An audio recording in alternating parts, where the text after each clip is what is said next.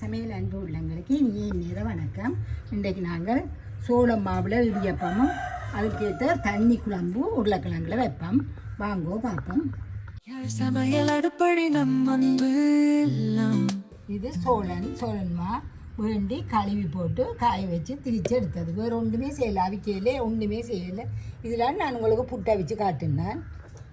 2ஆம் 3ஆம் பால் 1ஆம் பால் யாழ் சமையல் தூள், வெந்தயம், கருவா, இது மரத்தில் சீவி எடுத்தது, உப்பு, உருளைக்கிழங்கு, தேசிக்காய், வெங்காயம், பச்சை மிளகாய், கருவேப்பிலை, உள்ளி.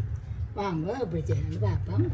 இப்போ நான் இந்த மாவில் அவிச்சு வச்சுருக்கிறேன் இடியப்பத்துக்கு. ஆனால் உங்களுக்கு காட்டுறதுக்காக இப்போ ஒரு கொஞ்சமாக அவிக்க போகிறேன். வாங்க.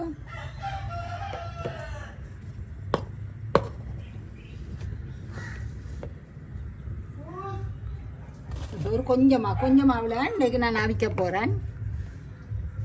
வேறு சாப்பாடுகள் கிடக்குது, இவ்வளோத்தையும் தான் அவிக்க போகிறேன்.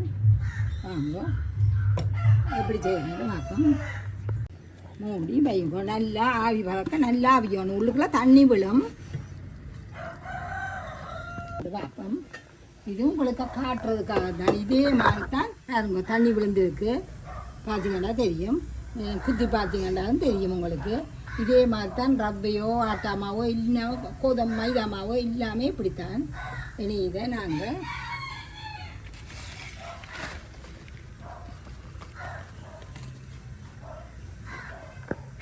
கொஞ்சம் ஆற விட்டு நல்லா ஒட்டு கட்டையும் இல்லாத சின்ன கண்ணு அரிப்படியாக நாங்கள் இதை அரிக்கணும்.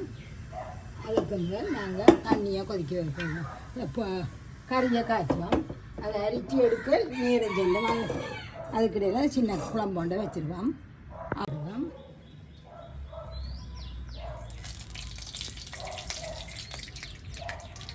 கடுகு உங்களுக்கு நான் சொல்லியில்லை, கடுகு போடுவோம்.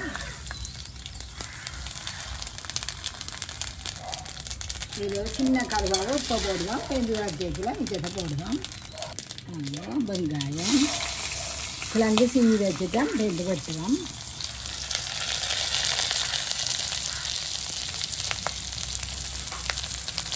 நல்லா வளர்ந்துட்டோம். இது வளர்ந்ததுக்குள்ள நாங்கள் மாவை அரிப்போம்.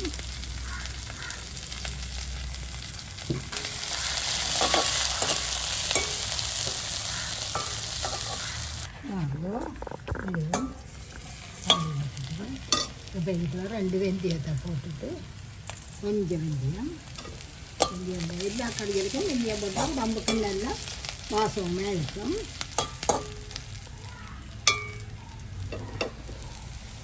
இப்போ நாங்கள் கிழங்கா போட போகிறோம். 2 நிமிஷம் எண்ணெய்க்குள்ள கிழங்கு மறந்துட்டோம்.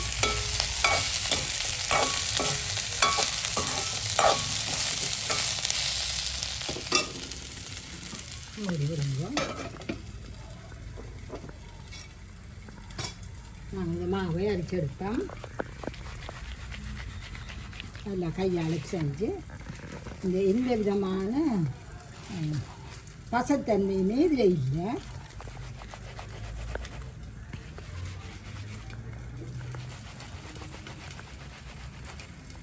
நாங்கள் தொடர்ந்து பார்ப்போம்.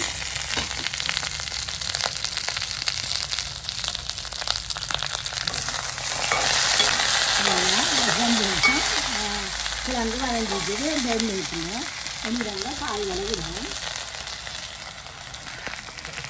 2ஆம் 3ஆம் பாலை விடுவோம்.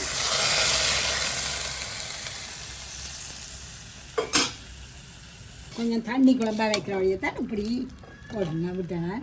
இது பச்சை கிழங்கு அவிக்க இல்லை. நான் காலம்பு சாப்பாட்டுக்கு அந்த பச்சை கிழங்கு போட்டு குழம்பு வச்சிங்கன்னா ருசியாக இருக்கும். இப்போ நாங்கள் இதுக்குள்ள 3 கரண்டியும் நுரைச்சி போட தேவையில்லை.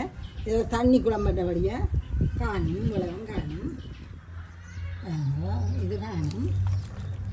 தண்ணி குழம்பு தான் வரும். இதை இப்படியே மூடி விடுவோம். உப்பையும் போட்டு கிழங்கு அவியும் மட்டும்.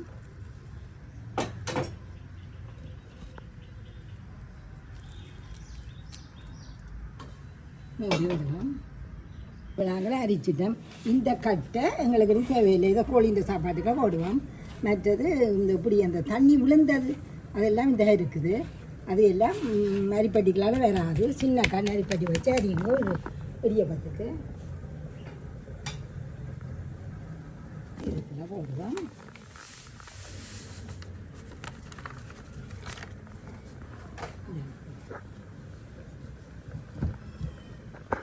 நாங்கள் அடுப்பை குழம்ப பார்ப்போம்.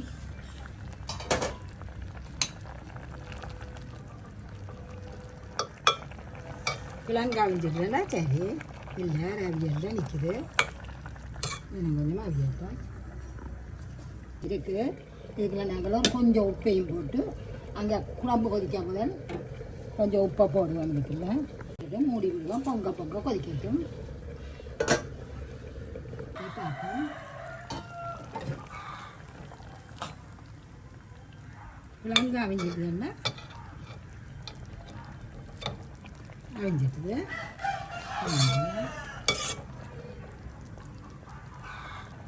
முதல் பாலை விடுவோம்.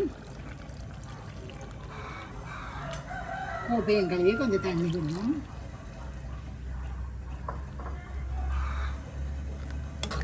இது ஒரு கொதி நேரம் வைப்போம்.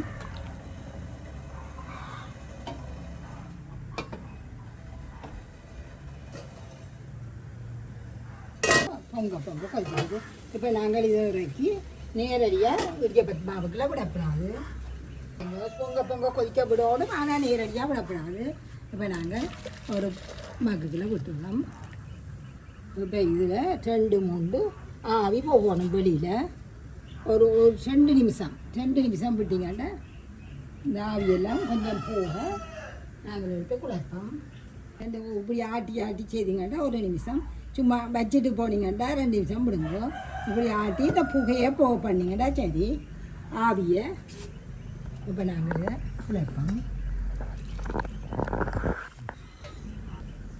தண்ணியை விட்டு பத்தாதுக்கு அப்படி உருண்டு வரும். நான் இடியப்பம் குளிச்சு மற்ற மாவுக்கள்லாம் செய்து காட்டினான் தானே உங்களுக்கு, அதே மாதிரி இதுலேயும் வரும்.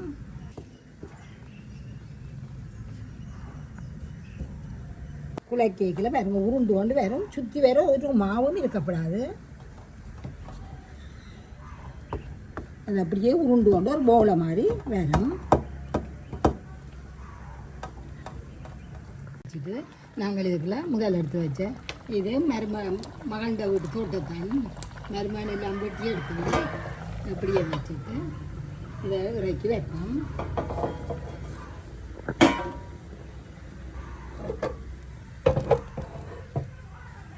தானே இப்படியே குலை கேக்கில் இதுதான் இடியப்பமா பதம். மற்ற மாதிரி குழைச்சிங்கன்னா புளிகிறது கரைச்சல். இடியப்பமா தான் தானே நாங்கள் செய்ய அது உருண்டு கொண்டு வரும். எந்த வாட்டில் உருண்டு கொண்டு வரும். நல்லா தண்ணியை கொதிக்க விட்டு 2 நிமிஷம் அந்த புகையை போக விட்டுட்டு குழையுங்க. எல்லாத்துக்கும் இதே மாதிரி தான். இப்போ பார்த்தீங்கன்னா உங்களுக்கு தெரியும் நல்ல மென்மையாக இருக்கும். நீங்கள் இதை உருட்டி காயாமல் ஒரு போலை மாதிரி எடுத்து வச்சுட்டிங்கன்னா இந்த பக்கங்களில் இருக்கிறது காயாது. ஆனால் அதுக்கடியில் புரிஞ்சு முடிச்சிடலாம்.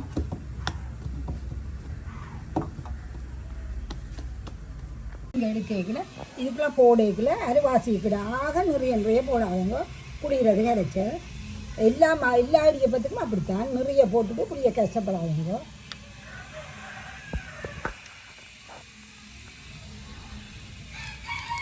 சுவமாக புளியும்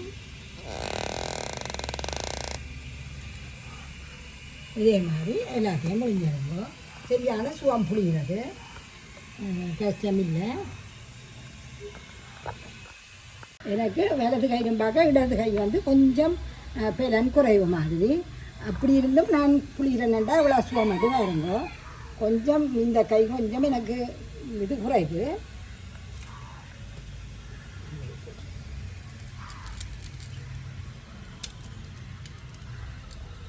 இதே மாதிரி எல்லாத்தையும் புளிஞ்செடுப்போம். வைப்போம் இந்த இடியப்பத்தை.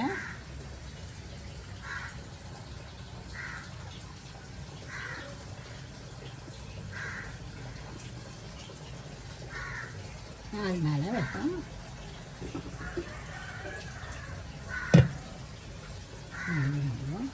நல்லா ஆவி வருது, 4 பக்கம் ஆவி வருது. நாங்கள் திறந்து பார்ப்போம். அதுங்கோ நல்லா அவிஞ்சிட்டு இனி இப்படியே இதை வச்சுட்டு மற்றதை வைப்போம். இதில் 20 இடியப்பத்துக்கு மேலே வருகிறாங்க. நான் குழச்ச மாவில் இன்னும் 6 இடியப்பத்துக்கு புளியே இருக்குது. இப்படியே எல்லாத்தையும் அவிச்சு எடுப்போம்.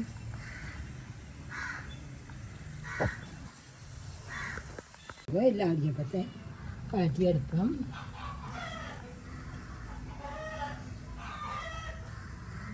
எண்ணெய் தட்டுக்கு கொஞ்சம் எண்ணெய் பூச்சிருந்தா வடிவாக கலர் படும்.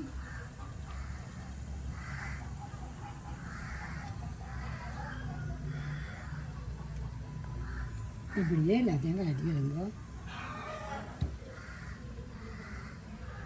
வாங்க குழம்ப பார்ப்போங்க. வந்து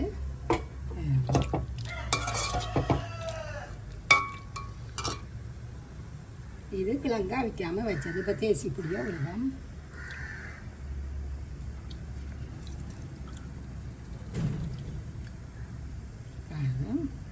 கருவா போட்டு புறக்கைக்குள்ளேயே நல்ல மனமாக இருக்குது. காணும் இதே மாதிரி செய்யுங்க. இப்படியே வேணும். கருவியை எடுப்பாங்க. இடியப்பம் எல்லாம் அவிச்சு முடிஞ்சுது. இங்கேயும் வச்சிருக்கு. இதே மாதிரி செய்யுங்க. இப்படியே வேணும். கிழங்கெல்லாம் நல்லா விஞ்சவே இருக்குது.